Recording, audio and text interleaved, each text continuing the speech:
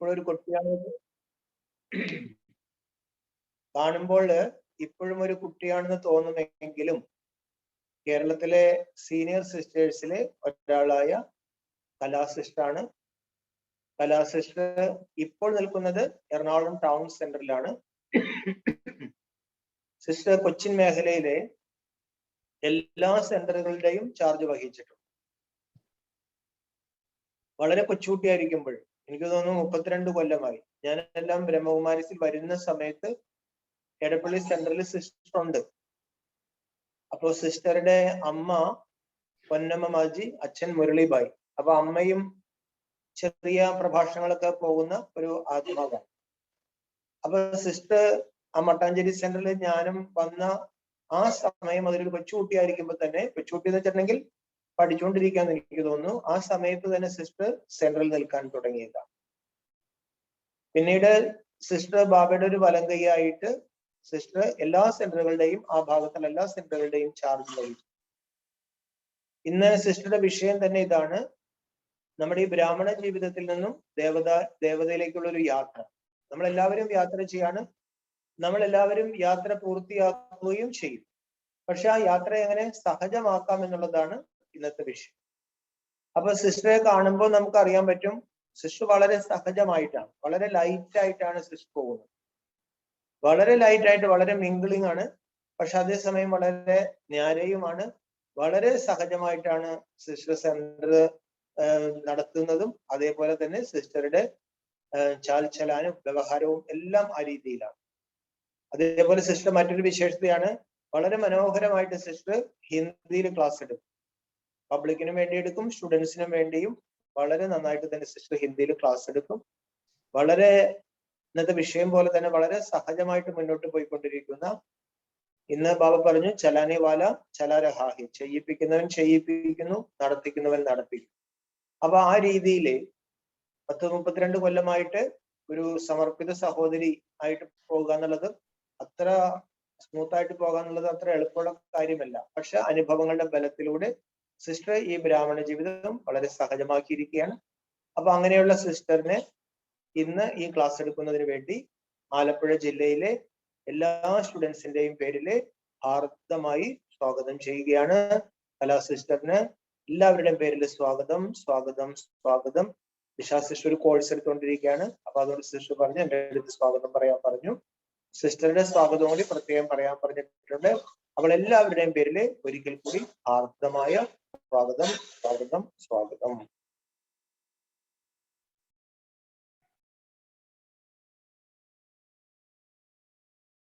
ഓം ശാന്തി.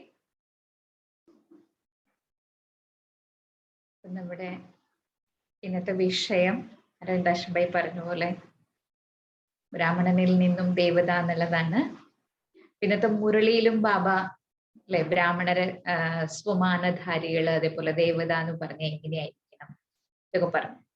അപ്പൊ നമ്മളെല്ലാവരും അവിടെ കുട്ടികള്, ബാബ നമുക്ക് എല്ലാവർക്കും ഈ സ്വമാനം നൽകിയിട്ടുണ്ട്. അതായത് ശ്രേഷ്ഠ ബ്രാഹ്മണ കുലഭൂഷണരാണ് നമ്മളെല്ലാവരും. ഇന്നത്തെ മുരളിയിലെ സ്വമാനത്തിനെ കുറിച്ചാണ് പറഞ്ഞിരിക്കുന്നത് മെയിനായിട്ട്. അപ്പോ കുലത്തിൽ വെച്ച് ഏറ്റവും ഉയർന്ന കുലം എന്ന് പറയുന്നതും ബ്രാഹ്മണ കുലമാണ്. ലൗകികത്തിൽ പോലും ബ്രാഹ്മണ കുലത്തിലുള്ളവർക്ക് അവരുടെ കുലത്തിന്റെ അഭിമാനവും കാര്യങ്ങളും ഒക്കെ ഉണ്ട്. നമ്മള് ബാബ്ദാദയുടെ കുട്ടികള് എല്ലാവരും ഇപ്പോ ബ്രഹ്മ മുഖവംശാവലി, ലൗകിക ബ്രാഹ്മണരല്ല, ലൗകിക ബ്രാഹ്മണര്, സത്യമായ ബ്രാഹ്മണര് ബ്രഹ്മമുഖ വംശാവലികളായിരിക്കുകയാണ്. ശൂദ്രനിൽ നിന്നും ബാബ നമ്മളെ ബ്രാഹ്മണനാക്കി. ഇനി നമ്മള് യാത്ര ചെയ്യുന്നത് അല്ലെ, ശൂദ്രനിൽ നിന്നും ബ്രാഹ്മണനാക്കി. ബാബ പലപ്പോഴും നമ്മളോട് ചോദിക്കാറുണ്ട്, പക്ക ബ്രാഹ്മണനാണോ കച്ച ബ്രാഹ്മണനാണോ എന്ന് നമ്മളോട് പലപ്പോഴും ബാബ ചോദിക്കാറുണ്ട് അല്ലെ. ബ്രാഹ്മണൻ എന്ന് പറയുമ്പോൾ ലൗകിക രീതിയിൽ തന്നെ സാത്വികമായ നല്ല ബ്രാഹ്മണരുടെ ആചാര അനുഷ്ഠാനങ്ങൾ എങ്ങനെയൊക്കെയാണെന്ന് നമുക്ക് എല്ലാവർക്കും അറിയാവുന്ന കാര്യമാണ്. അപ്പോ നമ്മള് ഇപ്പൊ ബ്രാഹ്മണരാണ്, അതിൽ കച്ചാണോ പക്ക ആണോ എന്നുള്ളത് നമ്മൾ ഓരോരുത്തരും സ്വയം നമുക്ക് വിലയിരുത്തുമ്പോഴാണ് നമുക്ക് അറിയാൻ സാധിക്കുക. പിന്നെ ബ്രാഹ്മണനിൽ നിന്നും ദേവതയിലേക്ക് പോകുന്നതിന്റെ ഇടയ്ക്ക് ബാബ വേറൊരു സ്റ്റേജും കൂടി നമുക്ക് പറഞ്ഞു തന്നിട്ടുണ്ട്. അല്ലെ? ശൂദ്രനിൽ നിന്നും ബ്രാഹ്മണനായി. ഇനി ബ്രാഹ്മണനിൽ നിന്നും ഫരിസ്ത കഴിഞ്ഞിട്ടുള്ള സ്റ്റേജ് ആണ് ദേവത. നമ്മൾ 5 സ്വരൂപത്തിന്റെ ഇതിലൊക്കെ ചെയ്യുമ്പോഴും നമ്മൾ ആ രീതിയിൽ ചെയ്യാറുണ്ട്. അപ്പൊ ഇന്നത്തെ മുരളി വെച്ച് പറയുകയാണെങ്കിലും ശരി, നമ്മള് സ്വമാനം എത്രമാത്രം പ്രാക്ടീസ് ചെയ്യുന്നു അതിനനുസരിച്ചാണ് നമ്മളിൽ മാറ്റം വരിക. നമ്മളുടെ സംസ്കാരത്തിൽ മാറ്റം, ശരിക്കും പറഞ്ഞ ഒരു പരിവർത്തനമാണ് അല്ലെ? ബ്രാഹ്മണനിൽ നിന്നും ദേവത എന്ന് പറയുന്ന ഒരു മാറ്റമാണ്. അപ്പൊ മെയിൻ ആയിട്ട് മാറ്റം ബാബ നമ്മളെ പഠിപ്പിക്കുന്നത്, ബാബ പറയുന്ന ഓരോ ശബ്ദവും സൂക്ഷ്മമായ അർത്ഥങ്ങളുണ്ട്. ആ സൂക്ഷ്മമായ ബാബ നമ്മളെ പഠിപ്പിക്കുന്നത് മനസ്സിന്റെ കാര്യങ്ങളാണ് കൂടുതലായിട്ട് അല്ലെ? മനസ്സിന്റെ ആരോഗ്യം, ഇതിനെ കുറിച്ചെല്ലാം പഠിപ്പിക്കുന്നത്. അപ്പോ ആദ്യം നമ്മളിൽ പരിവർത്തനം വരേണ്ടത് ഇതിലാണെന്ന് ചോദിച്ചു കഴിഞ്ഞാല് നമ്മുടെ ചിന്തയിലാണ് അല്ലെ? മനസ്സിലാണ്, ചിന്താഗതിയാണ് ആദ്യം മാറേണ്ടത്. അപ്പൊ ആദ്യം നമ്മുടെ ചിന്താഗതി മാറുന്നതിന് വേണ്ടിയിട്ട് ആദ്യം ശിവബാബ നമുക്ക് സ്മൃതിയാണ് നൽകുന്നത് അല്ലെ? നമ്മുടെ വേദം പുരാണങ്ങൾ എടുത്ത് നോക്കിയിരുന്നാലും പണ്ട് കാലത്തും സ്മൃതി വഴി, അതായത് സ്മൃതി ഓർമ്മിച്ച് പഠിപ്പിക്കുക, പിന്നെ മൊഴി വായിലൂടെ, പിന്നെയാണ് ലിപിയും കാര്യങ്ങളും ഒക്കെ വന്നത്. അപ്പൊ ശിവബാബ നമുക്ക് സ്മൃതി നൽകുകയാണ് ശരിക്കും ചെയ്യുന്നത് അല്ലെ? നിങ്ങൾ ആരാണെന്നുള്ള സ്മൃതിയാണ് ബാബ ആദ്യം നമുക്ക് തരുന്നത്. നമ്മുടെ ആദ്യത്തെ പാഠവും അത് തന്നെയല്ലേ? അവ പറയാറില്ലേ, ആദ്യത്തെ പാഠവും അവസാന പാഠവും ഒന്ന് തന്നെയാണ്, ലാസ്റ്റ് പാഠവും ഒന്ന് തന്നെയാണ്. ആത്മസ്മൃതിയിലേക്ക് വരിക, ആത്മബോധത്തിലേക്ക് വരിക, ഫുൾ സ്റ്റോപ്പ്, ബിന്ദു ഇടാൻ പഠിക്കുക. ഇത് പല ബാബ പറയുന്ന കാര്യങ്ങള്, ഒരേ കാര്യം തന്നെ ബാബ പല ശബ്ദത്തിലൂടെ നമുക്ക് പറഞ്ഞു തരുന്നുണ്ട് അല്ലെ? ഏത് ബാബയുടെ പോയിന്റ് എടുത്ത് നോക്കിക്കോളൂ, ബാബ പറഞ്ഞത് തന്നെയാണ് പറയുന്നതെങ്കിലും അതിന് പല ശബ്ദങ്ങളുണ്ട്. ഇപ്പൊ നമ്മൾ പറയാം നമ്മൾ ബാബയ്ക്ക് സമാനമാവാൻ പഠിക്കുകയാണ്, അതിനെ വേറൊരു ശബ്ദത്തിൽ നമുക്ക് പറയാം നമ്മള് സമ്പൂർണമാവാൻ പഠിക്കുകയാണ്, ലക്ഷ്മി നാരായണാവാൻ പഠിക്കുകയാണ്, കർമാതീതമാവാൻ പഠിക്കുകയാണ്, സതോപ്രധാനമാവാൻ പഠിക്കുകയാണ്. ഇതിന്റെ എല്ലാ മീനിങ് ഒന്ന് തന്നെയാ, പക്ഷെ ബാബ വെറൈറ്റി ശബ്ദങ്ങൾ നമുക്ക് പറഞ്ഞു തരികയാണ്. അതേപോലെ പറഞ്ഞു വന്നത് നമുക്ക് ആദ്യം സ്മൃതി ബാബ നൽകുകയാണ്. നമ്മൾ ആരായിരുന്നു, ഇനി ആരാവാനാണ് പോകുന്നത്. ആ സ്മൃതി, ആ തിരിച്ചറിവ് നമുക്ക് ശരിയായിട്ട് വരുമ്പോഴാണ് നമ്മുടെ യാത്ര സുഗമമാകുന്നത്, ഈസി ആവുന്നത്. നമ്മൾ ബ്രാഹ്മണനാണെന്നുള്ള സ്മൃതി വരുമ്പോ, ഞാൻ ഭഗവാന്റെ കുട്ടിയാണ്, ഞാൻ ബ്രാഹ്മണനാണ്, ഭഗവാൻ പാലിച്ചുകൊണ്ടിരിക്കുകയാണ്, ബാബ എപ്പോഴും പറയാറില്ലേ, ഈ സ്മൃതി വരുമ്പോ തന്നെ നമ്മുടെ ചിന്തയിലും നമ്മുടെ ഓരോ കാര്യങ്ങളിലും നമുക്ക് മാറ്റം വരും. സ്മൃതി അതിന് വലിയ പരിശ്രമത്തിന്റെ ആവശ്യമില്ല. ഇപ്പോ അതിന് സാധാരണ എനിക്ക് വലിയ ഇഷ്ടമുള്ള ഒരു കഥയാണ് ഞാൻ പൊതുവെ ക്ലാസ് എടുക്കുമ്പോൾ സാധാരണ പറഞ്ഞു കൊടുക്കാറുണ്ട്, സ്മൃതിയെ കുറിച്ച്. ഇപ്പോ അതിന് ഉദാഹരണം നമുക്ക് പറയുകയാണെങ്കിൽ, സ്മൃതി വരുമ്പോ മാറ്റം വരുന്നത്. അപ്പൊ നമ്മൾ കേട്ടിട്ടില്ലേ, നമ്മുടെ ഹിസ്റ്ററി എടുത്തു വെച്ച് നോക്കുമ്പോ നമ്മൾ കേട്ടിട്ടുണ്ട്, മമ്മ യജ്ഞത്തിലേക്ക് വന്നു. മമ്മ വളരെ ചെറിയ കുട്ടിയായിരുന്നു. മമ്മയെ ബാബ നീ വിശ്വത്തിന്റെ മാതാവാണ്, ജഗദംബയാണ് എന്ന ആ ശബ്ദം വിശേഷിപ്പിച്ചപ്പോ തന്നെ, മമ്മയെ അങ്ങനെ വിളിച്ചപ്പോ തന്നെ മമ്മയ്ക്ക് ആ സ്മൃതി ഉറച്ചു മമ്മയുടെ മനസ്സിൽ, ഞാൻ വിശ്വമാതാവാണ്. ആ സ്മൃതി മമ്മയ്ക്ക് സദാ ഉള്ളത് കൊണ്ട് മമ്മയ്ക്ക് പരിവർത്തനം വലിയ പ്രയാസമായിട്ട് തോന്നിയിരുന്നില്ല. അപ്പൊ നമുക്ക് ആദ്യം നമ്മളിൽ തന്നെ സ്മൃതി എന്ന് പറയുന്നത് ബാബ പറയുന്ന ശബ്ദത്തിൽ നമുക്ക് നിശ്ചയം വരുമ്പോഴാണ് നമുക്ക് അത് എപ്പോഴും ഓർമ്മിക്കാൻ പറ്റുന്നത്.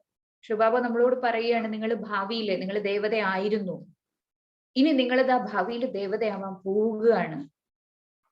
നമുക്ക് ആ സ്മൃതി എത്ര വരുന്നു എന്നുള്ളതാണ് അല്ലെ? സ്മൃതി വരുമ്പോൾ വിത്തിൻ സെക്കൻഡ്, ബാബ പറയാറില്ലേ, അതായത് സെക്കൻഡില് ജീവൻ മുക്തി എന്നാണ്. ശിവബാബ പറഞ്ഞിരുന്ന ജ്ഞാനം പറഞ്ഞു തന്നുകൊണ്ടിരിക്കുന്നത് വർഷങ്ങളായി. ബ്രഹ്മബാബയ്ക്കും അമ്മയ്ക്കും ഒക്കെ വിത്തിൻ സെക്കൻഡ് കൊണ്ടാണ് മാറ്റം വന്നത്. ജനകനെ പറയില്ലേ സെക്കൻഡില് ജീവൻ മുക്തി. ആ സെക്കൻഡ് എന്ന് പറയുന്നത് അതാണ്. എപ്പോഴാണോ നമുക്ക് ബാബയിൽ നിശ്ചയം വരുന്ന ആ സെക്കൻഡ്. നമുക്കൊക്കെ ശിവബാബ നമ്മുടെ അച്ഛനാണെന്ന് അറിയാം, നിശ്ചയമൊക്കെ ഉണ്ട്. പക്ഷെ പലപ്പോഴും ബാബ പറയുന്ന ഞാൻ ദേവതയാവുമോ? അപ്പൊ പലപ്പോഴും സംസാരിക്കുമ്പോൾ പലരും പറഞ്ഞു, ഞാനും കേട്ടിട്ടുണ്ട്, നിങ്ങളും കേട്ടിട്ടുണ്ടാവും, ശിവബാബ പറയുന്നത് ബ്രാഹ്മണര് ദേവതയാവാം, നമ്മളെയൊക്കെ ബാബയുടെ കുട്ടികളെ ദേവതയാക്കാനാണ് പഠിപ്പിക്കുന്നതെന്നാണ്. പക്ഷേ ബ്രാഹ്മണരുടെ സ്വഭാവം കണ്ടു കഴിഞ്ഞാൽ സത്യയുഗം ഇപ്പോഴെങ്ങും വരും എന്ന് തോന്നുന്നില്ല എന്നൊക്കെ ചില ആൾക്കാർ നെഗറ്റീവായിട്ട് പറയുന്നുണ്ട്. കാരണം അങ്ങനെയാ ഇങ്ങനെയാ സ്വഭാവം, മറ്റത് ഒരുപാട് നിങ്ങളും ഒക്കെ കേട്ടിട്ടുണ്ടാവും. അപ്പൊ നമ്മൾ അവിടെ നോക്കിയ ആ ശബ്ദം പറയുന്നു അർത്ഥം ഭഗവാനാണ് നമ്മളെ സംബോധന ചെയ്തത്, നിങ്ങൾ ഭാവിയിലെ ദേവതയാണ്. അതിൽ നമുക്ക് ഡൗട്ട് വരിക അല്ലെ, സംശയം വരികയാണ്. അതിനാണ് ഞാൻ ആ കഥ പറഞ്ഞത്. അതായത് കഥയിൽ പറയുക, ഏറ്റവും വലിയ ജ്യോതിഷി ആരാണെന്ന് നമ്മളോട് ചോദിച്ചു കഴിഞ്ഞാൽ, ലോകത്തിൽ ഇപ്പൊ ഒരുപാട് ജ്യോതിഷികളൊക്കെ ഉണ്ട്. ഇന്നത്തെ കാലത്ത് പ്രത്യേകിച്ചും ഇപ്പൊ കുറച്ച് കാലങ്ങളായിട്ട് ഈ ജ്യോതിഷം ഇതിനൊക്കെ ഭയങ്കര ഡിമാൻഡാണ്. എന്താ പറയുക, നാഡി ജ്യോത്സ്യം, അത് ഇത് സമയദോഷം, ഒരുപാട് കാര്യങ്ങളുണ്ട്. അപ്പൊ നമ്മൾ നോക്കിയ ഏറ്റവും വലിയ ജ്യോതിഷി ആരാണെന്ന് ചോദിച്ചു കഴിഞ്ഞാൽ ശിവാവ് തന്നെയാണ് അല്ലെ, ഏറ്റവും വലിയ ജ്യോതിഷി എന്ന് പറയുന്നത്. ഒരു സാധാരണ മനുഷ്യൻ, നിങ്ങൾ ചിലർ ഈ കഥ കേട്ടിട്ടുള്ളതായിരിക്കാം ചിലപ്പോ, എന്നാലും ഒരു സാധാരണക്കാരൻ എന്ന് വിചാരിക്കുക. ഒരു എന്താ പറയാ, ഒരു എന്താ കൂലി വേല ചെയ്യുന്ന ഒരു സാധാരണക്കാരൻ, ഒരാള്, അയാള് ജോലിക്ക് പോകുന്നത് സൈക്കിളിലാണെന്ന് വിചാരിക്കുക. അല്ലെങ്കിൽ ഏറ്റവും നല്ല ഉദാഹരണം, നമ്മള് ഈ ചില ആൾക്കാരെ കണ്ടിട്ടുണ്ട് സൈക്കിളിൽ അല്ലെങ്കിൽ സ്കൂട്ടറിലൊക്കെ MIT-ലൊക്കെ ഈ ടീ ക്യാൻ വെച്ച് കെട്ടിയിട്ട് ഓഫീസുകളിലും ഒക്കെ ചായയും സാധനങ്ങളും ഒക്കെ കൊണ്ടു കൊടുക്കുന്ന ആൾക്കാരെ കണ്ടിട്ടുണ്ട്. രാവിലെയും വൈകുന്നേരവും ഒക്കെ അവർ ചായ വിറ്റ് ജീവിക്കുന്ന ആൾക്കാരാണ്. അങ്ങനെയുള്ള ആൾക്കാരെ നമ്മൾ കണ്ടിട്ടുണ്ട്. കാരണം അവരുടെ നിത്യ വരുമാനത്തിനുള്ളത് അതാത് ദിവസം കിട്ടും. വലിയ സമ്പത്തൊന്നും ഉണ്ടാവില്ല അവർക്ക് ചിലപ്പോൾ.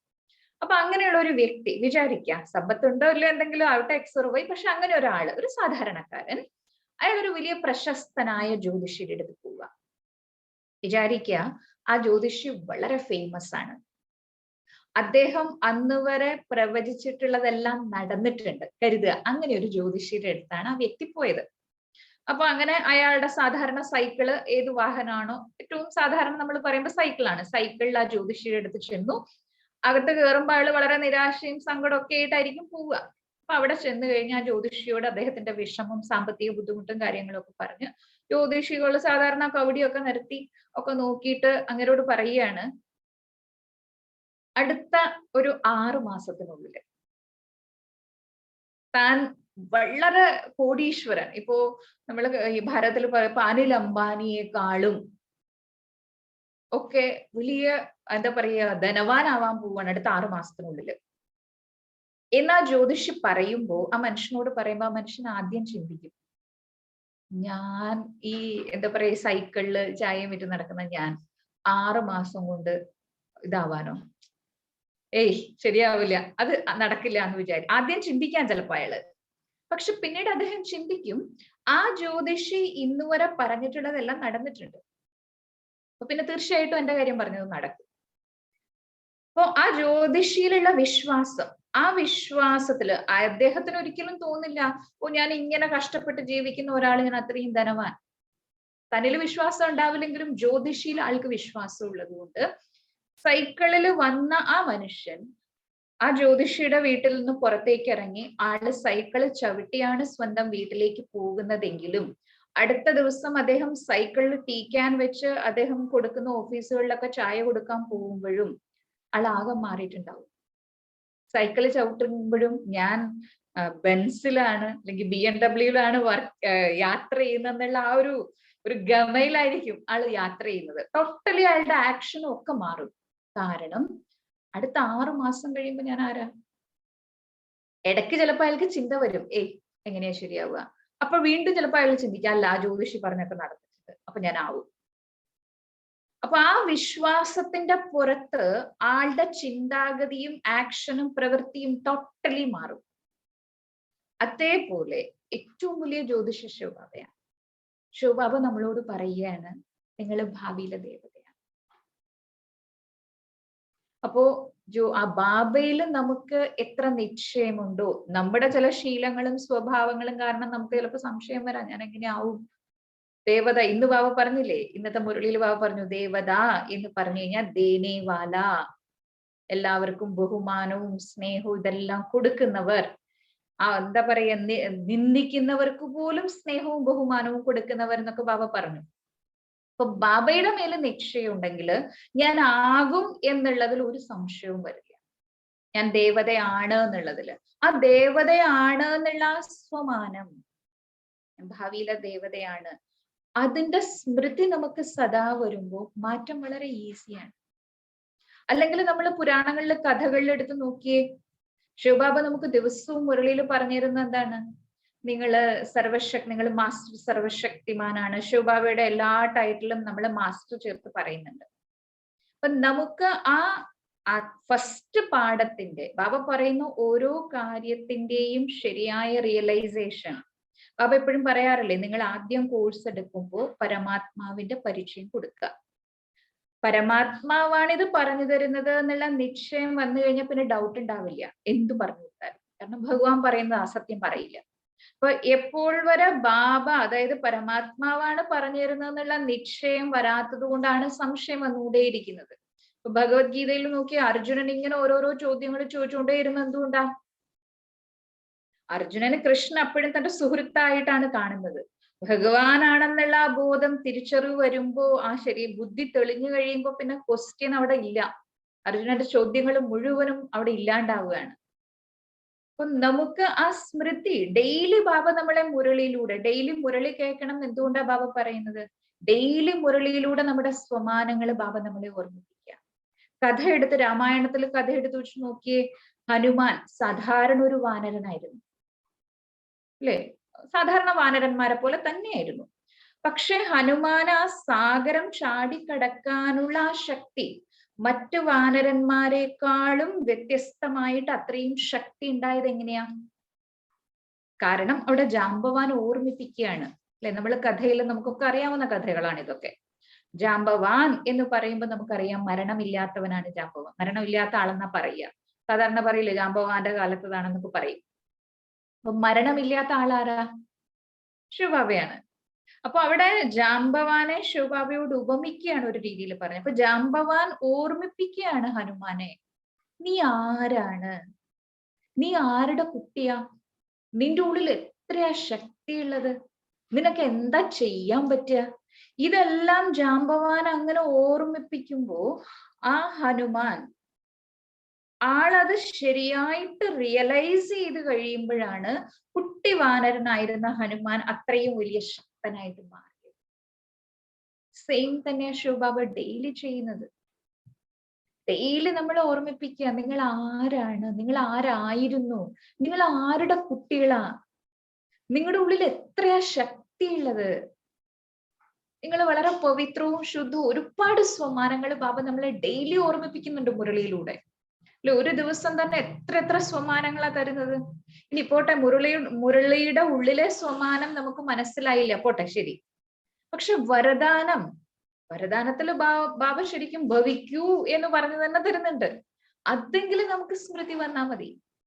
അപ്പൊ ഹനുമാന് അത് ശരിയായിട്ട് ഹനുമാൻ തിരിച്ചറിഞ്ഞതുകൊണ്ട്, റിയലൈസ് ചെയ്തത് കൊണ്ടിട്ടാണ് ആ സാഗരം ചാടിക്കടക്കാൻ, ഈസി ആയിട്ട് ചാടിക്കടക്കാൻ. അതിന്റെ ഇടയിലും ഹനുമാൻ ഒരുപാട് പ്രശ്നങ്ങൾ വന്നിട്ടുണ്ട്, അല്ലെ? നമുക്ക് കഥയിൽ നമ്മൾ കേട്ടിട്ടുണ്ട്. അതിനൊക്കെ വളരെ സഹജമായിട്ടാണ് മറികടന്നത്.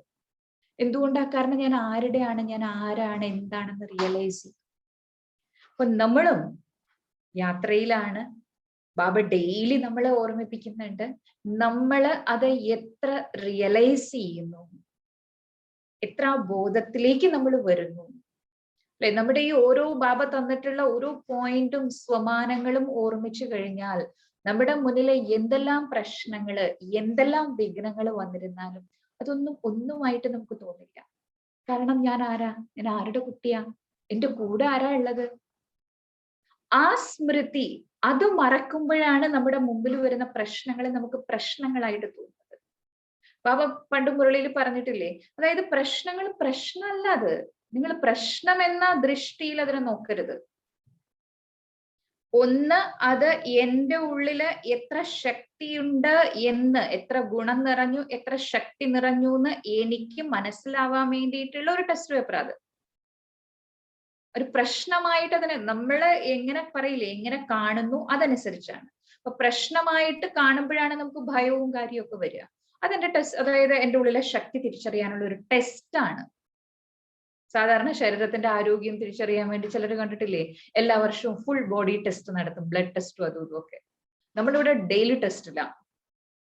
നമ്മൾ എത്ര ശക്തി നിറഞ്ഞു, ഓരോ ഡെയിലി നമ്മള് അതായത് ഓരോരോ ടെസ്റ്റ് പേപ്പറിൽ ഡെയിലി ടെസ്റ്റ് നമുക്ക് നടന്നുകൊണ്ടിരിക്കുകയാണ്.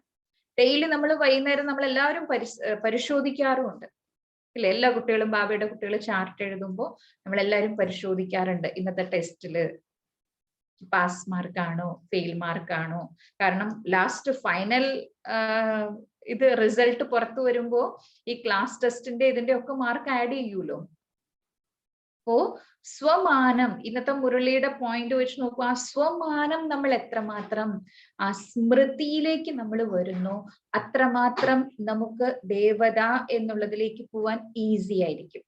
ഇനി ബ്രാഹ്മണര് ഏറ്റവും അധികം ശ്രദ്ധിക്കേണ്ടത്, കഴിഞ്ഞ ദിവസവും ഞാൻ ഒരു ദാദിയുടെ ഒരു ക്ലാസ് വായിച്ചു. അതില് ദാദി പറയുന്നത് ഏറ്റവും അധികം ബ്രാഹ്മണരെ ശ്രദ്ധിക്കേണ്ടത്, ഒന്ന് കൂട്ടുകെട്ട്, രണ്ട് ഭക്ഷണം. ഇത് രണ്ടും മെയിൻ ആണ്. നമ്മുടെ സംഘകാരംഗ് ബാബ എപ്പോഴും പറയില്ലേ, സത്സംഗം. നമ്മുടെ വിഷയത്തിൽ സത്സംഗമുണ്ട്, നമ്മുടെ നിയമത്തിൽ 4 പറയുന്നത്. കൂട്ടുകെട്ട് വളരെ ശ്രദ്ധിക്കേണ്ടതാണ്.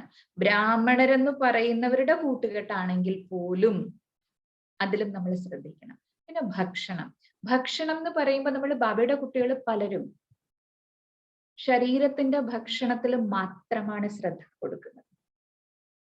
ഞാൻ ഉള്ളി കഴിക്കാറില്ല, മത്സ്യമാംസം കഴിക്കാറില്ല, അപവിത്രമായവര് വെച്ച ഭക്ഷണം കഴിക്കാറില്ല, മീൻസ് പുറത്തുനിന്ന് കഴിക്കാറില്ല. ഓക്കെ, നല്ല കാര്യമാണ്. ശരീരത്തിന്റെ ഭക്ഷണം ശരീരത്ത് കഴിക്കുന്നത് മനസ്സിനെ സ്വാധീനിക്കും, എത്രയും വേഗം മനസ്സിനെ സ്വാധീനിക്കും. അത് പിന്നെ ശബ്ദത്തിലേക്കും പ്രവൃത്തിയിലേക്കും വരും. വളരെ കറക്റ്റായ കാര്യമാണ്. പക്ഷേ ബാബ പറയുന്നത് ശരീരത്തിന്റെ ഭക്ഷണത്തെ കുറിച്ച് മാത്രമല്ല. ബാബ ദിവസവും കഴിഞ്ഞ ദിവസമല്ലേ, ഇന്നലത്തെ മുരളിയാണ്, അതെ ഇന്നലത്തെ മുരളിയിലാണ് ബാബ പറഞ്ഞു, അതായത് ദിവസവും ബാബ കുട്ടികൾക്ക് ജ്ഞാനമാകുന്ന പുല്ല് തരാറുണ്ടെന്ന് പറഞ്ഞു അല്ലെ. അത് കഴിച്ചിട്ട് അയവിറക്കണം, അതിനെക്കുറിച്ച് ചിന്തിക്കണം. അപ്പോ നമ്മുടെ മനസ്സിന്റെ ഭക്ഷണമാണ് ജ്ഞാനം, അറിവ്, ഇൻഫർമേഷൻ. അത് നമ്മുടെ മനസ്സിന്റെ ഭക്ഷണമാണ്.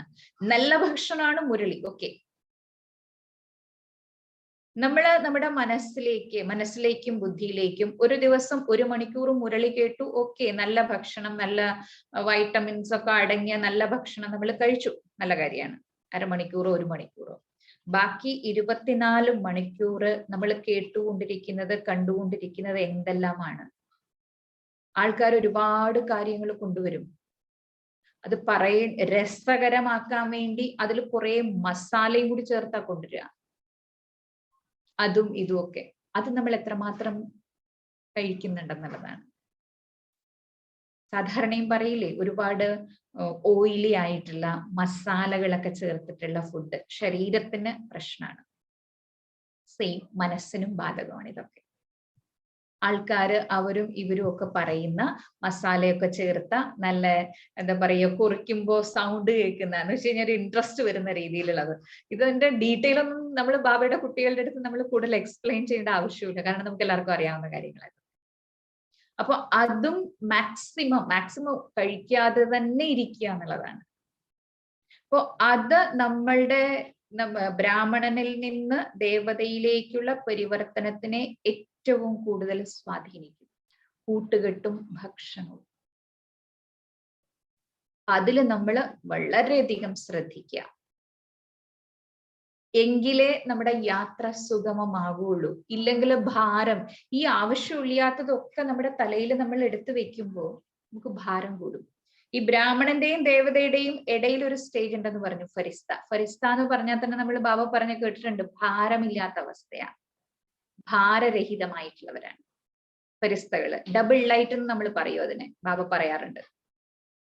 അപ്പൊ മനസ്സിന് ഭാരം വരുന്നത് എങ്ങനെയാ? ഇപ്പൊ ശരീരത്തിന് ഭാരം കൂടി വിചാരിക്കുക, ശരീരത്തിന് ഭാരം കൂടി എന്തൊക്കെയാ പ്രശ്നം ഉണ്ടാവുക നമുക്കറിയാം. 1, ആരോഗ്യത്തെ ബാധിക്കും. 2, നമ്മള് ഇപ്പോ ഒരുപാട് വണ്ണമുള്ളവർക്ക് ആക്റ്റീവായിട്ട് ഓടി നടന്ന് കാര്യങ്ങൾ ചെയ്യാൻ പറ്റില്ല, പിന്നെ സ്റ്റെപ്പുകളൊന്നും കയറാൻ പറ്റില്ല. പിന്നെ അതുപോലെ തന്നെ ഒരുപാട് അമിതവണ്ണം വന്നു കഴിഞ്ഞാൽ സൗന്ദര്യത്തെ ബാധിക്കും. ഒരുപാട് പ്രശ്നങ്ങൾ ശരീരത്തിന് ഭാരം കൂടുന്നത് കൊണ്ട് ഉണ്ടാവും. സെയിം മനസ്സിന് ഭാരം കൂടുന്നത് കൊണ്ട്. മനസ്സിന്റെ സൗന്ദര്യമാണ് സന്തോഷം. മനസ്സിന്റെ ഭാരം കൂടുമ്പോൾ നമുക്ക് ആദ്യം നഷ്ടപ്പെടുന്നത് നമ്മുടെ സന്തോഷമാണ്. ബാബ എപ്പോഴും പറയാറില്ലേ, എന്തെല്ലാം പോയാലും സന്തോഷം പോകരുത്. നിങ്ങൾ സേവനം ചെയ്തു, നിങ്ങൾക്ക് സന്തോഷമില്ലെങ്കിൽ അതിന് സേവനം എന്ന് പറയില്ല എന്ന് ബാബ പണ്ട് മുരളിയിൽ പറഞ്ഞിട്ടുണ്ട്. അപ്പോ മനസ്സിന്റെ സൗന്ദര്യം എന്ന് പറയുന്നത് സന്തോഷമാണ്. സന്തോഷം എന്ന് പറഞ്ഞാൽ ഹർഷിതമായ മുഖം. അത് മനസ്സിന്റെ പറയില്ലേ, മനസ്സിന്റെ കണ്ണാടിയാണ് മുഖം എന്ന് പറയും. അപ്പൊ മനസ്സിൽ ഭാരം കൂടിക്കഴിഞ്ഞാൽ, ആവശ്യമില്ലാത്ത വേസ്റ്റ് മുഴുവൻ ഉണ്ടെങ്കിൽ സന്തോഷമായിരിക്കാൻ പറ്റില്ല. 2, മറ്റുള്ളവരോടുള്ള നമ്മള് ഇടപഴകുന്ന ഒരു രീതി ഉണ്ടല്ലോ. അത് ലൗകികത്തിലുള്ളവരായിരുന്നാലും ശരി, അലൗകികത്തിലുള്ളവരായിരുന്നാലും ശരി, മനസ്സിന് ഭാരം കൂടുമ്പോൾ ബന്ധങ്ങളെ വളരെയധികം ബാധിക്കും. ആവശ്യമില്ലാത്ത ഒരുപാട് കാര്യങ്ങൾ നമ്മൾ മനസ്സിലും ബുദ്ധിയിലും വെച്ചിരിക്കുമ്പോൾ നമ്മുടെ പെരുമാറ്റം, മറ്റുള്ളവരോടുള്ള നമ്മുടെ ശബ്ദം, ഇതിലൊക്കെ കുഴപ്പങ്ങൾ ഉണ്ടാവും. അപ്പൊ ഇത് രണ്ടും ഒഴിവാക്കി, അതായത് ഈ മനസ്സിന്റെ ഭാരം ഒഴിവാക്കി പരിസ്ഥ ഭാരരഹിതമായ സ്റ്റേജിലേക്ക് നമ്മൾ വന്നെങ്കിലേ അടുത്ത സ്റ്റേജ് ദേവതയിലേക്ക് എത്തും. അപ്പൊ ഈ പരിവർത്തനത്തിന് വേണ്ടി തന്നെയാണ് ബാബ നമുക്ക് ഈ ജ്ഞാനം മുഴുവൻ തരുന്നത്. അതില് മെയിനായിട്ട് ബാബ ആദ്യം പറഞ്ഞില്ലേ, അതായത് ആദ്യപാഠവും അവസാന പാഠവും ഒന്ന് തന്നെയാണ്, ആത്മാവ്, ആ സ്മൃതി, ആ റിയലൈസേഷൻ വന്നു കഴിഞ്ഞാൽ ജയിച്ചു. നമുക്ക് ആത്മാവാണെന്ന് അറിയാം. അറിവും തിരിച്ചറിവും തമ്മിൽ വ്യത്യാസമുണ്ട്. നമ്മൾ ആത്മാവാണെന്ന് അറിഞ്ഞു, പക്ഷെ നമ്മളത് എത്ര തിരിച്ചറിഞ്ഞു, അനുഭവത്തിലേക്ക് വന്നു എന്നുള്ളതാണ്. നമുക്ക് എല്ലാവർക്കും അറിയാവുന്ന കഥയാണ്, നിങ്ങൾക്കും അറിയാവുന്ന കഥയായിരിക്കാം. നമ്മൾ കേട്ടിട്ടുണ്ട്, ശങ്കരാചാര്യ സ്വാമിജികള് വേദങ്ങൾ, ശാസ്ത്രം മുഴുവൻ പഠിച്ച് സർവജ്ഞ പീഠം നേടിയതാണ് ശങ്കരാചാര്യ സ്വാമിജികള്. അല്ലെ, നമ്മള് കാലടിയില് നമ്മൾ പോയി കഴിഞ്ഞാൽ ആ സ്തൂപം മുഴുവനും കയറി കാണുമ്പോൾ നമുക്കത് അറിയാൻ അതില് കംപ്ലീറ്റ് കാണിച്ചിട്ടുണ്ട് എങ്ങനെയാണെന്ന്. പക്ഷെ ശങ്കരാചാര്യ സ്വാമിജികൾ ഇപ്പൊ സർവജ്ഞ പീഠം നേടി എന്ന് പറഞ്ഞ ആത്മജ്ഞാനം ഇതെല്ലാം ഉണ്ട്. പക്ഷെ നിങ്ങൾ ഒരു സാധാരണ അതിലൊരു കഥ പറയും. അതായത് ശങ്കരാചാര്യ സ്വാമിജികള് ഒരു വയലിന്റെ വരമ്പിലൂടെ നടന്നു പോകുമ്പോ എതിരെ ഒരു ചണ്ടാളത്തിയും അതേപോലെ തന്നെ ഒരു പട്ടിയും നായയൊക്കെ ആയിട്ട് വരും. അപ്പോ അന്ന് അയിത്തമുള്ള കാലമാണ്. അപ്പൊ ഉടനെ ശങ്കരാചാര്യ സ്വാമിജികൾ പറയും, മാറി നിൽക്കൂ എന്ന് പറയും. മാറി നിൽക്കൂ എന്ന് പറയുമ്പോൾ ഉടനെ ആ ചണ്ടാളൻ ചോദിക്കും, അത് കഥയിൽ പറയുക, അതായത് പരമശിവൻ ശങ്കരാചാര്യ സ്വാമിജികളെ പരീക്ഷിക്കാൻ വേണ്ടി വന്നു എന്നുള്ളതാണ് കഥയിൽ പറയുക. അപ്പൊ ഉടനെ അദ്ദേഹം ചോദിക്കും, അതായത് ആ ചണ്ടാളൻ ചോദിക്കും, മാറേണ്ടത് ദേഹമോ ദേഹിയോ എന്ന് ചോദിക്കും. അപ്പോഴാണ് ശങ്കരാചാര്യ സ്വാമിജികൾക്ക് റിയലൈസേഷൻ വരിക എന്ന് പറയുക. കാരണം ആത്മജ്ഞാനം, ആത്മാവാണെന്നുള്ള അറിവുണ്ട്, ആത്മാവാണെന്നുള്ള തിരിച്ചറിവിലേക്ക്, ആ ബോധത്തിലേക്ക് ബാബ എപ്പോഴും ചോദിക്കാറില്ലേ, അതായത് സംജാ. മുരളി എപ്പോഴും പറഞ്ഞു കഴിഞ്ഞിട്ട് ബാബ്ദാദ നമ്മളോട് ചോദിക്കാറുണ്ട്, സംജാ എന്ന് ചോദിക്കും. അത് അറിഞ്ഞോ, അതായത് മനസ്സിലായോ എന്ന് ചോദിച്ചു കഴിഞ്ഞാൽ അത് ശരിയായിട്ട് ഉൾക്കൊണ്ടോ എന്നുള്ളതാണ്. ശരിയായിട്ട് ആത്മജ്ഞാനം ഉൾക്കൊണ്ടാൽ ബ്രാഹ്മണനോ ക്ഷത്രിയനോ ചണ്ടാളനോ ശൂദ്രനോ ഒന്നുമില്ല. അപ്പൊ ശങ്കരാചാര്യ സ്വാമിജികള് തർക്കിച്ച് സർവജ്ഞപീഠം നേടി, അറിവ് മുഴുവനുണ്ട്. പക്ഷെ അതിനെ ബാബ എപ്പോഴും പറയില്ലേ, അനുഭവം ശരിയായിട്ട് റിയലൈസ് ചെയ്തിട്ടില്ല, അറിഞ്ഞതേ ഉള്ളൂ, തിരിച്ചറിവിലേക്ക് വന്നില്ല. അതുകൊണ്ടാണ് ആ ചണ്ടാളിനോട് മാറി നിൽക്കാൻ പറഞ്ഞത്. അതേപോലെ നമുക്ക് എല്ലാവർക്കും ബാബ തരുന്ന ജ്ഞാനം നമ്മൾ കേട്ടു, നമ്മൾ മനസ്സിലാക്കി, ആത്മാവാണെന്ന് മനസ്സിലായി, ശിവബാബ പരമാത്മാവാണെന്ന് മനസ്സിലായി, നമ്മുടെ അച്ഛനാണെന്ന് മനസ്സിലായി, കർമ്മരഹസ്യം, സൃഷ്ടി രഹസ്യം ഇതൊക്കെ നമുക്ക് മനസ്സിലായി. പക്ഷേ എത്ര തിരിച്ചറിഞ്ഞു നമ്മൾ ഇതിനെ? തിരിച്ചറിവിലേക്ക് വരുമ്പോഴാണ് അത് പിന്നെ, അതായത് തിരിച്ചറിവിലേക്ക് വരണമെങ്കിൽ, അതാണ് ഇന്നലത്തെ മുരളിയിലും ബാബ പറഞ്ഞത്, അതിനെക്കുറിച്ച് മനനം ചെയ്യണം, ചിന്തിക്കണം.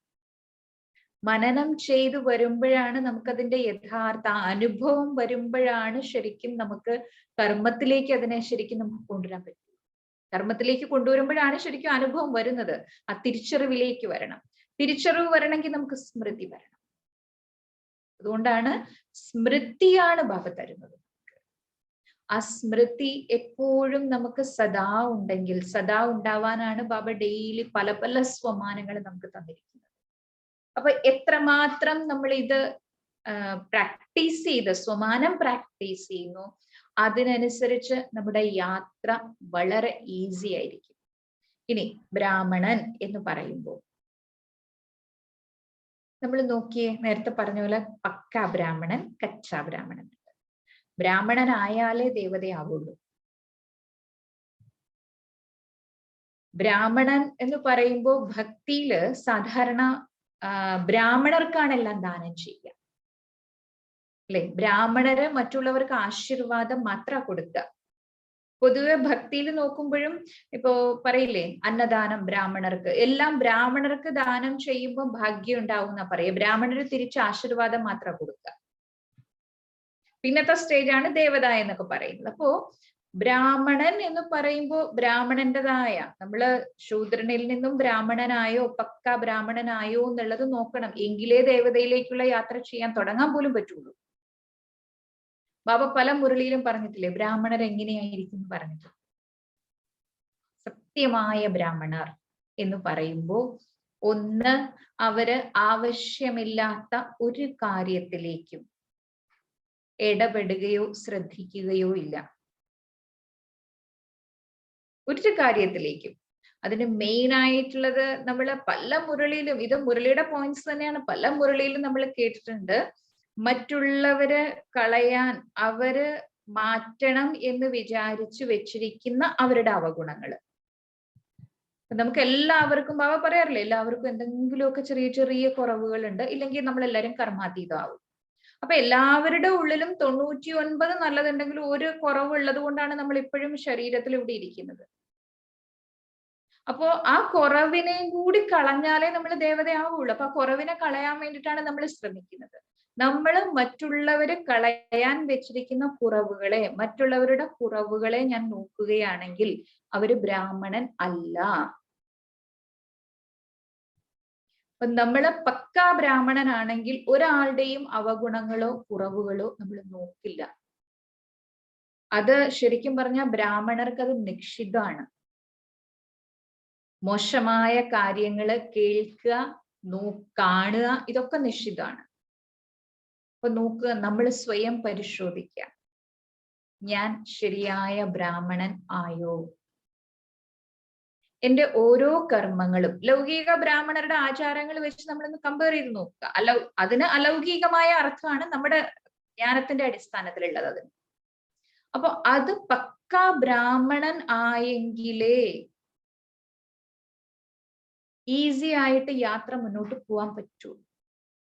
നേരത്തെ കഥയിൽ പറഞ്ഞ പോലെ ഹനുമാന് ആ സാഗരം അത്രയും ടെസ്റ്റ് പേപ്പറുകളെല്ലാം വന്നിട്ടും ശരിയായിട്ട് ഈസി ആയിട്ട് മറികടക്കാൻ പറ്റിയത് ഹനുമാൻ സ്വമാനത്തിലേക്ക് വന്നതുകൊണ്ടാണ്. സ്വ അഭിമാനത്തിലേക്ക്, ആത്മബോധത്തിലേക്ക് വന്നതുകൊണ്ടാണ്. ഞാൻ ആരാണ്, എന്താണ്. അതേപോലെ ബ്രാഹ്മണൻ എന്ന് പറയുന്നത് ഒരിക്കലും ബ്രാഹ്മണരുടെ കുലമഹിമ, ഞാൻ ബ്രാഹ്മണൻ എന്നുള്ളത് മറക്കാറില്ല. ഇനി ബ്രാഹ്മണരുടെ മറ്റൊരു വിശേഷത, ബ്രാഹ്മണര് എപ്പോഴും ആശീർവാദമേ കൊടുക്കൂ. ഒരിക്കലും ഒരാൾക്കും ശപിക്കുന്ന ബ്രാഹ്മണരുണ്ട്, നമ്മൾ ഒരുപാട് കേട്ടിട്ടുണ്ട്.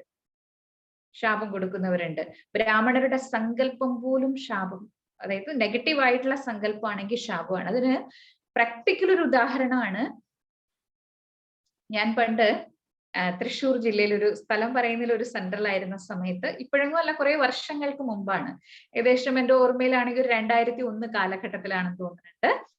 അപ്പോ അവിടെ ഒരു സെന്ററിൽ നിന്നിരുന്ന സമയത്ത് അവിടെ ഈ പണ്ട് നമ്മൾ കണ്ടിട്ടുണ്ട്, ഈ എന്താ പറയാ, കടകളൊക്കെ ഇങ്ങനെ പലക നിരത്തി വെച്ചിട്ട് ഒരു കമ്പി ഇങ്ങനെ കൊളുത്തി വെക്കുക, എന്നിട്ട് പൂട്ടിടുക, അങ്ങനെ ഒരു കടയാണ്.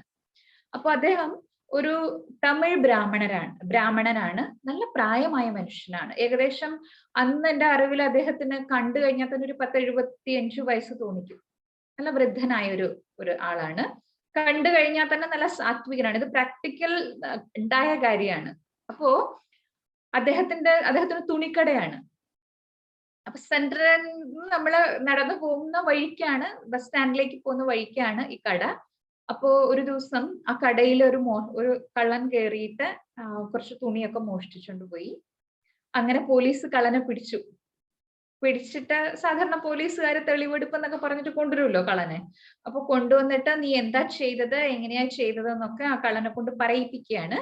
അപ്പൊ ആ സമയത്ത് ആ മനുഷ്യൻ, ആ വൃദ്ധനായ ബ്രാഹ്മണൻ, അദ്ദേഹം ലൗകിക ബ്രാഹ്മണനാണ്, ജ്ഞാനമൊന്നുമില്ലാത്ത മനുഷ്യനാണ്, അതായത് ബാബയുടെ കുട്ടിയല്ല. അപ്പൊ ലൗകിക ബ്രാഹ്മണനാണ്. അപ്പൊ അദ്ദേഹം ആ മോഷ്ടിച്ച ആളും വലിയ പ്രായമൊന്നും ഇല്ലാത്ത ഒരാളാണ്.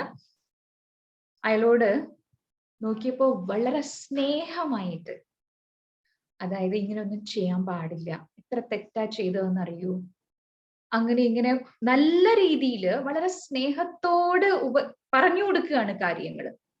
അപ്പൊ കണ്ടു നിൽക്കുന്ന, അത് പോകുന്ന വഴിക്ക് കണ്ടതാണ്, ഞാനത് കണ്ടിട്ട് നിന്നില്ല, നടന്നുപോയി. അത് കഴിഞ്ഞിട്ട് സെന്ററിൽ വന്നൊരു ബ്രദർ എന്നോട് വന്ന് പറയാണ്, സിസ്റ്ററെ അദ്ദേഹം നല്ലവണ്ണം ഉപദേശിച്ചു കഴിഞ്ഞപ്പോ ആരോ ആ വൃദ്ധനായ മനുഷ്യനോട് ചോദിച്ചു, ഈ വയസ്സായ മനുഷ്യൻ, അദ്ദേഹത്തിന്റെ ഉപജീവന മാർഗം ആ കടയാണ്, അത് കുത്തിപ്പൊളിച്ചു, അതിന് എന്താ പറയാ റിപ്പയർ ചെയ്തെടുക്കണമെങ്കിലും പൈസ ആവശ്യമാണ്, നഷ്ടമൊക്കെ സംഭവിച്ചു. പക്ഷെ എന്നിട്ട് പോലും ആ മോഷ്ടാവിന്റെ അടുത്ത് ആ മനുഷ്യൻ ദേഷ്യപ്പെടുവോ, നീ അങ്ങനെ ഇങ്ങനെ ഒന്നും പറഞ്ഞില്ല ആള്. അപ്പൊ ആരോ ചോദിച്ചു, അയാളെ കണ്ടപ്പോ ഇങ്ങനെ ഇത്രയും ശാന്തനായിട്ട് ആ മോഷ്ടാവിനോട് സംസാരിക്കാൻ പറ്റിയതെന്ന് ചോദിച്ചു. ഉടനെ ആ മനുഷ്യൻ ആ ബ്രാഹ്മണൻ പറഞ്ഞു, അതായത് ഞാൻ ഏകദേശം എനിക്കൊരു 10 വയസ്സായപ്പോ മുതല് ഞാൻ സാധന ചെയ്തു തുടങ്ങിയ ശുദ്ധ ബ്രാഹ്മണനാണ്. കഴിഞ്ഞ 60 വർഷമായിട്ട്, അദ്ദേഹത്തിന് ഒരു 70, 72, 75 വയസ്സിന്റെ ഇടയിലുണ്ട്. അദ്ദേഹം പറഞ്ഞു കഴിഞ്ഞ 60 വർഷമായി ഞാൻ സാധന ചെയ്തു വരിക. ആ സാധനയുടെ ശക്തി എൻ്റെ ഉള്ളിലുണ്ട്. ഞാൻ ആ മനുഷ്യന്റെ അടുത്ത്, ഈ മോഷ്ടിച്ച ആളോട് മോശമായ ശബ്ദങ്ങള് ആളെ പ്രതി ഞാൻ ഉപയോഗിച്ചിരുന്നു എങ്കിൽ എന്റെ സാധനയുടെ ശക്തി അവിടെ കുറെ നഷ്ടപ്പെടുകയാണ്. ഞാൻ ഇത്രയും വർഷങ്ങളായി സാധന ചെയ്ത് ശേഖരിച്ച ശക്തി ഒരു വ്യക്തി തെറ്റായ കാര്യം ചെയ്തു എന്ന് പറഞ്ഞുകൊണ്ട് അതിനുവേണ്ടി ഞാൻ എന്തിനു നഷ്ടപ്പെടുത്തണം എന്ന് പറഞ്ഞു. അപ്പൊ ഞാനവിടെ അന്ന് ഞാൻ ചിന്തിച്ചു, എത്ര എന്താ പറയാ, എത്ര വിശാലമായിട്ടാണ് അദ്ദേഹം ചിന്തിച്ചത്. കാരണം ആ മനുഷ്യനോട് ദേഷ്യപ്പെട്ട് 2 അപശബ്ദം പറഞ്ഞാൽ അദ്ദേഹത്തിന്റെ സാധനയുടെ ഫലം കുറയും എന്ന ശരിയായ ബോധം ആ മനുഷ്യനുണ്ട്.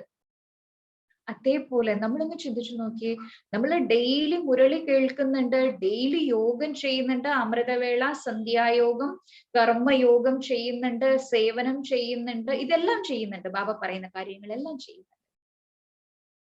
ഇതെല്ലാം ചെയ്തിട്ടും നമ്മൾ ആരെ പ്രതിയെങ്കിലും മോശമായ ശബ്ദങ്ങൾ പറയുകയോ മോശമായ കാര്യങ്ങൾ ചിന്തിക്കുകയോ ചെയ്താൽ നമ്മൾ ഈ ചെയ്യുന്ന ഈ യോഗം ചെയ്തതും സേവനം ചെയ്തതും ഇതിന്റെ എല്ലാം എന്താ പറയാ ശക്തി ക്ഷയിച്ചു അതായത് കുറയുകയല്ലേ.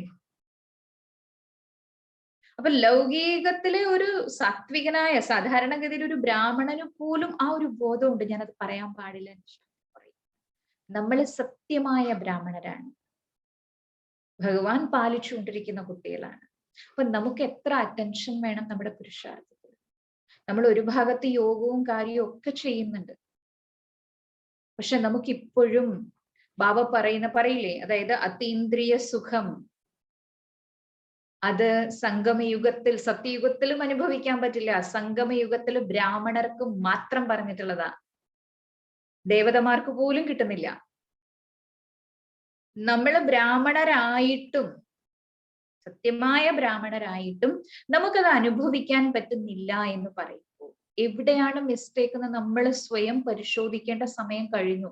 കാരണം ഏകദേശം ടു ലേറ്റ് ബോർഡ് വീണില്ലെങ്കിലും ലേറ്റ് എന്നുള്ള ബോർഡ് വീണ് കഴിഞ്ഞു. നമുക്ക് ഏകദേശം ലക്ഷണം കാണുമ്പോൾ അറിയാം. പിന്നെ ടു ലേറ്റ് ബോർഡ് വീഴുന്നതിന് മുൻപെങ്കിലും നമുക്ക് ഈ പറയുന്ന അതീന്ദ്രിയ സുഖം അനുഭവിക്കാൻ പറ്റിയില്ല എങ്കിൽ നമ്മുടെ ഈ ബ്രാഹ്മണ ജീവിതം എന്ന് പറയുന്നത് ആലോചിച്ച് നോക്കി, വേസ്റ്റായി പോയി എന്ന് പറയാൻ പറ്റില്ല. ബ്രാഹ്മണർക്ക് മാത്രമേ അത് അനുഭവിക്കാൻ പറ്റൂ. അപ്പൊ നമുക്ക് അനുഭവിക്കാൻ പറ്റാത്തത്, നമ്മുടെ ഇപ്പുറത്തുള്ള ഈ കുറെ കുഴപ്പങ്ങൾ കൊണ്ട് നമ്മുടെ ശക്തി ചോർന്നു പോകുന്നുണ്ട് എവിടെയൊക്കെയോ. ആ ചോർച്ച അടയ്ക്കാതെ അതീന്ദ്രിയ സുഖം നമുക്ക് അനുഭവിക്കാനും പറ്റില്ല.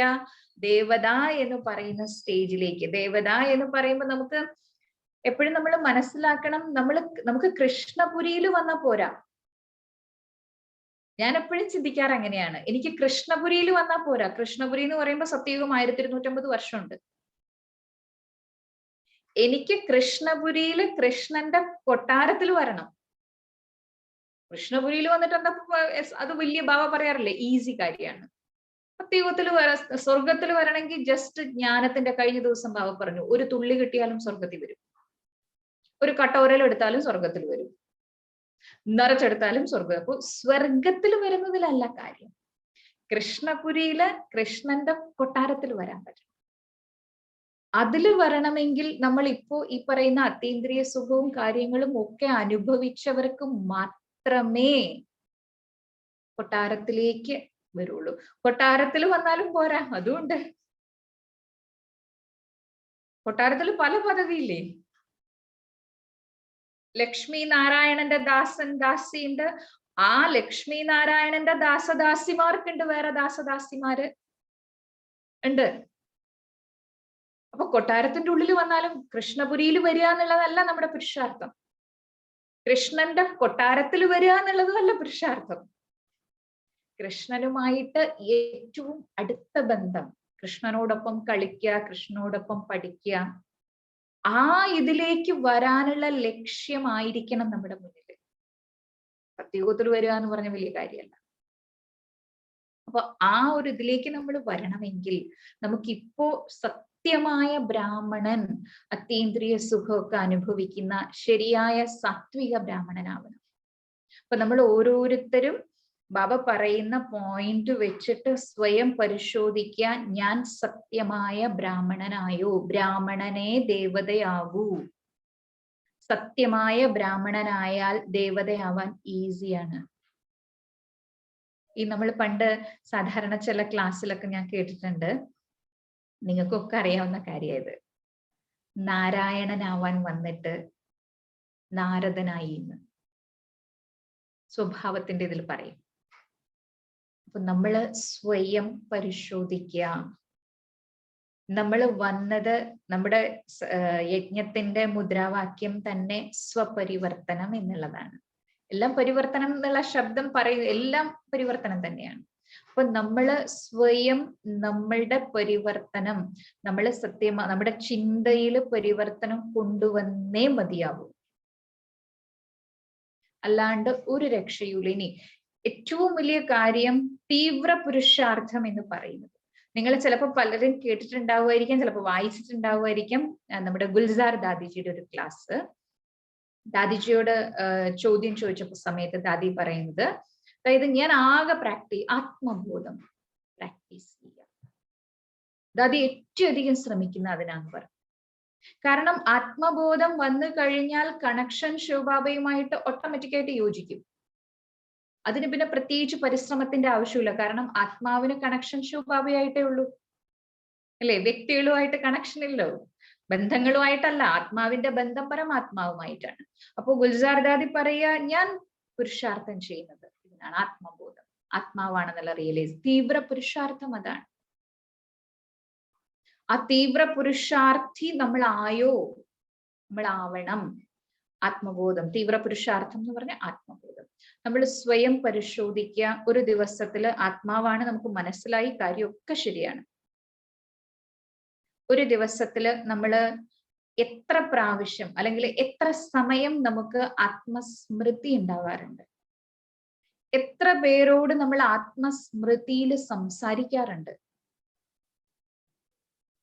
ഇത് നമ്മൾ പരിശോധിക്കണം. നമ്മുടെ ചാർട്ട് എഴുതുമ്പോൾ നോക്കണം. അപ്പൊ തീവ്ര പുരുഷാർത്ഥം ആത്മബോധത്തിന്റെ പ്രാക്ടീസ് ആണ് ശരി. അപ്പൊ കഴിയുന്നത്ര ആത്മബോധം പ്രാക്ടീസ് ചെയ്യുക. സ്വമാനം ഞാൻ സംഗമയുഗി ശ്രേഷ്ഠ ബ്രാഹ്മണനാണ്. ആ സ്വമാനം പ്രാക്ടീസ് ചെയ്യുക.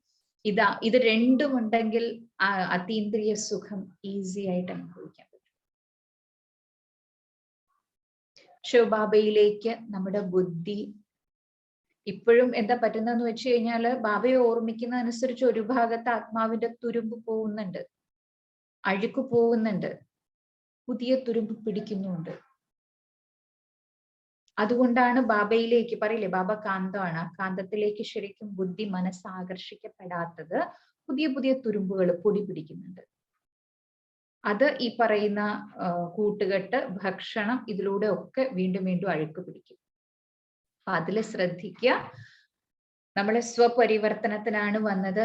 സ്വപുരുഷാർത്ഥം, സ്വപരിവർത്തനം.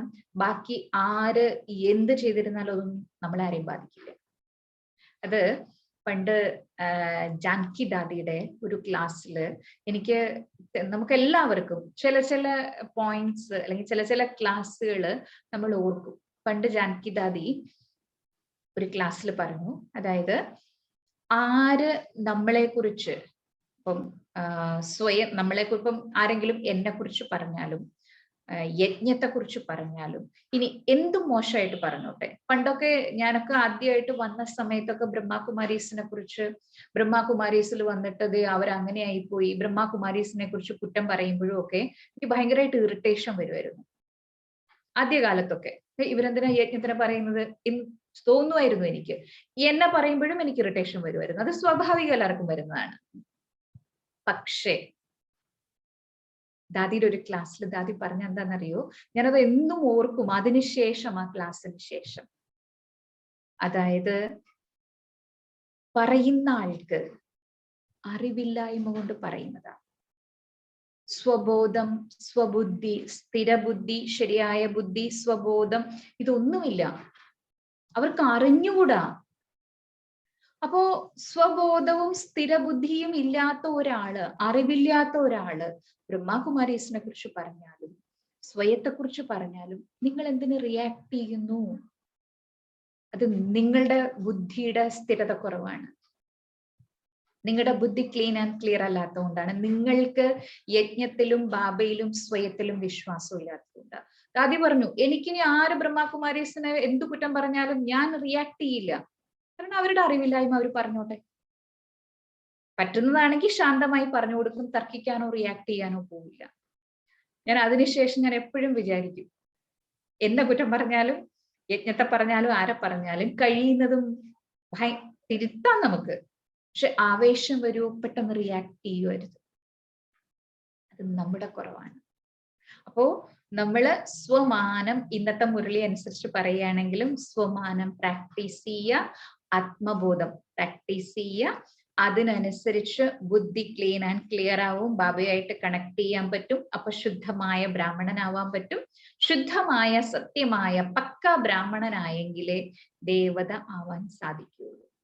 പക്ക ബ്രാഹ്മണനായാൽ ഈസിയാണ് ദേവതയാവാൻ, വലിയ പരിശ്രമമൊന്നും വേണ്ട. ബ്രാഹ്മണനാവാനാണ് പരിശ്രമം, ദേവതയാവാനല്ല പരിശ്രമം. ബ്രാഹ്മണനാകുന്നതിലാണ് പരിശ്രമം ആവശ്യം. ദേവത ഈസിയാണ് ബ്രാഹ്മണനിൽ നിന്നും.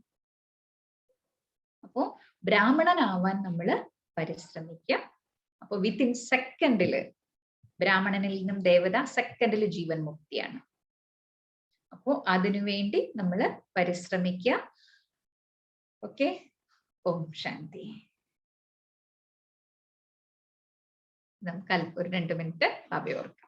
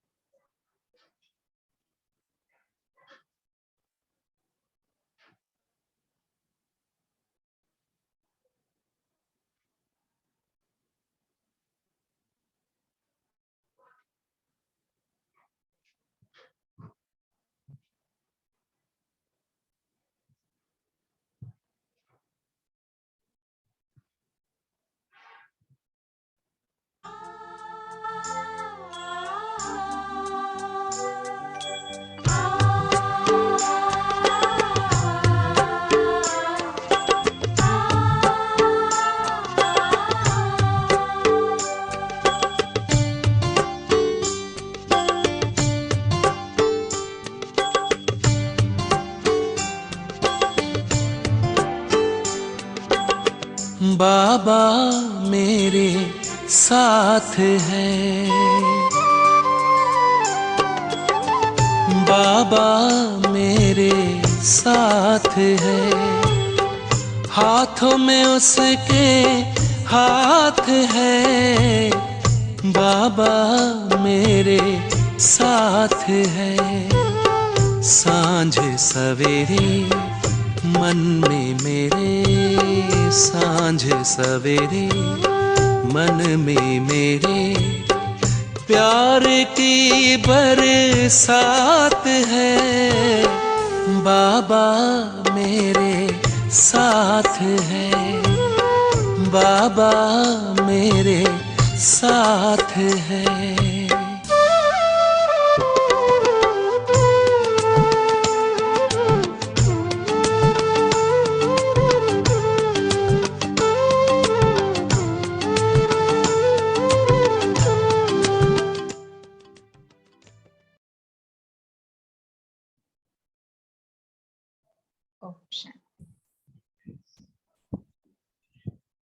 ओम शांति सिस्टर। രാജേഷ് ഭായ് താങ്ക്സ് പറയണേ. രാജേഷ് ഭായ്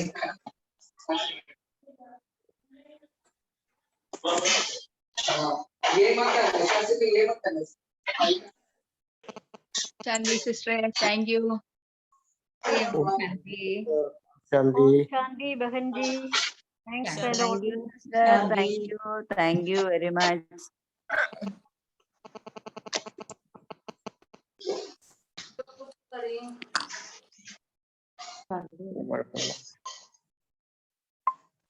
ഓം ശാന്തി സിസ്റ്റർ. ഓം ശാന്തി. വളരെ സന്തോഷം കണ്ടതിൽ. കുറെ വർഷങ്ങൾക്ക് മുമ്പ് സിസ്റ്റർ കണ്ടതാണ്. പാണാവള്ളി